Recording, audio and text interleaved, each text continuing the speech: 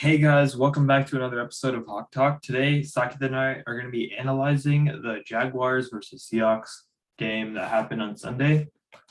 In this game, Trevor Lawrence threw for 238 yards and completed 32 of his 54 passes. He threw one touchdown and one interception. Carlos Hyde had a decent game today. He had 32 yards of rushing over with 9 carries. And he also had 40 yards receiving with 6 receptions. James Robinson had 22 yards over 4 carries, and Trevor Lawrence also ran for 11 yards over 3 carries. Dan Arnold also caught 68 yards of offense and had over 8 receptions. Jamal Agnew had 38 yards for over 6 receptions. And moving on to the defense, Miles Jack had 5 tackles and 3 assists. Josh Allen had 5 tackles and 1 assist. Damian Wilson had 4 tackles and 3 assists. Rayshawn Jenkins had 4 tackles and 2 assists.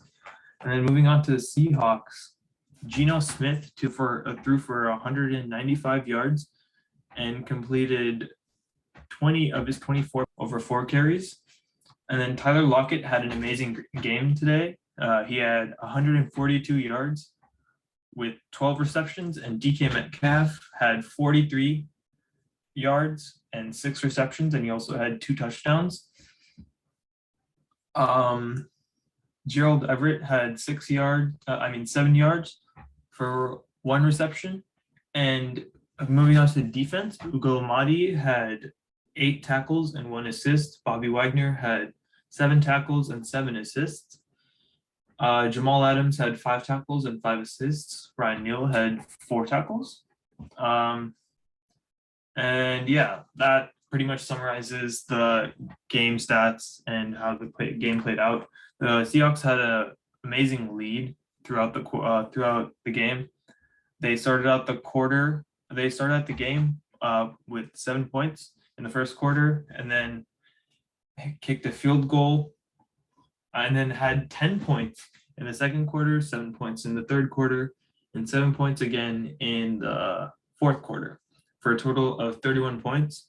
And Jacksonville only scored 7 points in the last quarter to have a final score of 31-7. What do you, Saaketh, do you want to do the analysis? Yeah, so basically, like Abhi said with the score, it was 31-7 with the Seahawks finally winning for the first time in weeks, which was great to see. But that touchdown only came in garbage time, where basically the Seahawks just allowed everything to the Jacksonville defense, just because the game was pretty much over and there was no point. So basically, if you really think about it, it was a shutout by the Seahawks defense, and I think it's a really good job by the Seahawks defense, especially because over the last few weeks, I have been noticing they've been getting a lot better.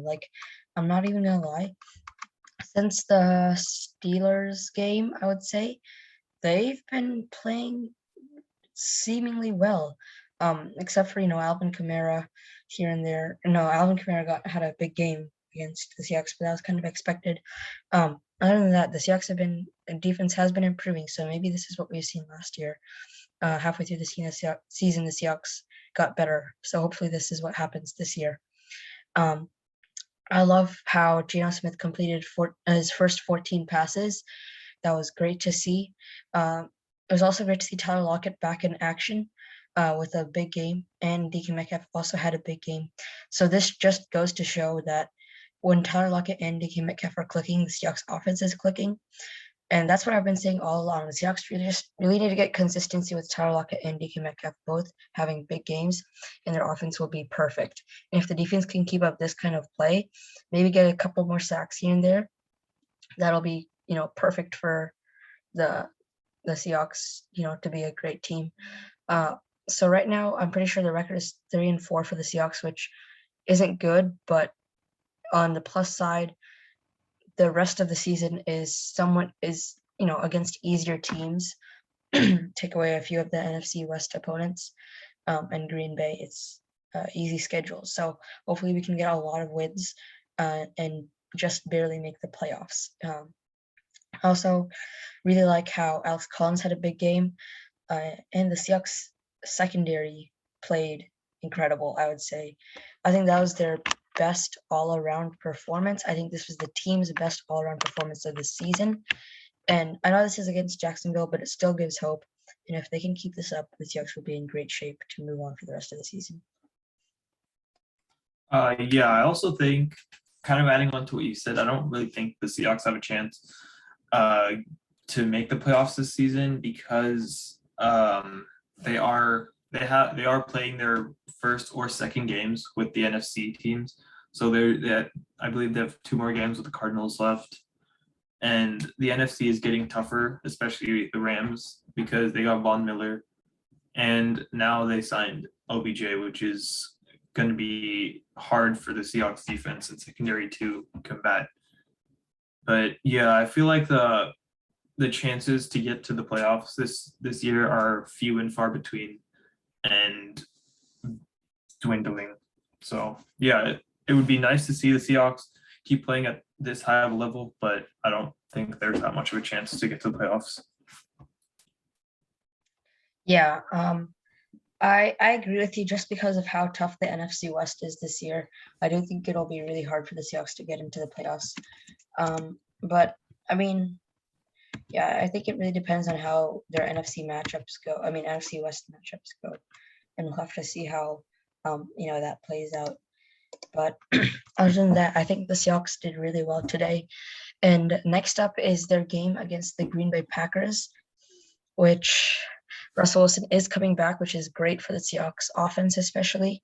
I mean, Geno Smith, don't take me wrong, he's great as a backup, but again, he's great as a backup. So we really do need Russell Wilson back, and it's great to have him back for the Green Bay matchup because we desperately need him if we want to win. Anyway, we hope you enjoyed this video of Hawk Talk. We hope to see you next time, and we hope you have a great day. Thank you, and see you next time. Yep, and the game preview for the Green Bay Packers game will be uploaded before the Packers game. So, yeah, see you guys then. Go Hawks. Go Hawks.